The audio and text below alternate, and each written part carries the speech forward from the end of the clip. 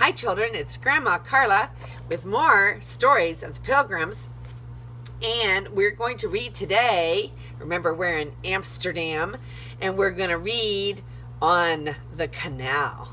Are you ready? The next morning, after the pretty blue and white dishes were washed, the kettles scoured, and the fresh white sand sprinkled on the kitchen floor, Patience took baby Love and went out on the doorstep to watch the boats on the canal. Doesn't that sound a little funny, to sprinkle fresh white sand on the kitchen floor? I don't like sand on my floor. There were many of these boats passing to and fro. Some carried fuel or grain, some carried fish, and others were loaded with boxes of goods from the mills. Some were passenger boats and carried people from one town to another. Soon Jonathan came out with a large stone jar, which he set upon the wall of the canal.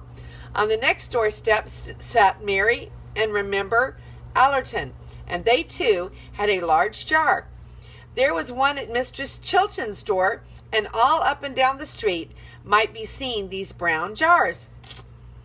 What were they for? Water, to be sure. These children were waiting for the water barge to come along and fill their jars. This seemed strange in a land where there was more water than anything else.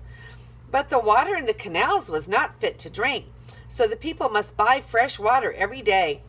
This is brought from the river, far beyond the city. While the people waited for the water barge, they saw a large boat coming down the canal. There was no wind and no sail was down. At first, they could not see what made it glide along so easily. As it came nearer, they saw that there was a long rope tied to the bow, and the boat was being drawn by a large dog and a boy who walked along the bank on the canal. When the boat was in front of Elder Brewster's house, it stopped. The father came ashore and tied his boat to a strong post, and then went back to his breakfast. This was not served in the neat little cabin with the white curtains on the deck. The breakfast table was spread on the deck of the boat. There was no cloth, but the table was scoured as white as Katrina's strong little arms could make it. While Katrina and her mother were washing the dishes, the water barge was seen coming along down the canal, stopping at each house. The mother saw the little barge and, calling her son, said something to him which the little Pilgrims could not understand. But Jan understood. He took up a large shining can and came over where Jonathan and Patience were. "Good morning," said Jonathan. "Are you waiting for the water barge too?" But Jan only smiled and said nothing. He had not understood one word. When Marian Vetter came up with her flat little boat with its row of shining brass water cans, Jan talked fast enough. He seemed to know Marian Vetter and Carl and Hans, who had come with their mother to help steer the boat.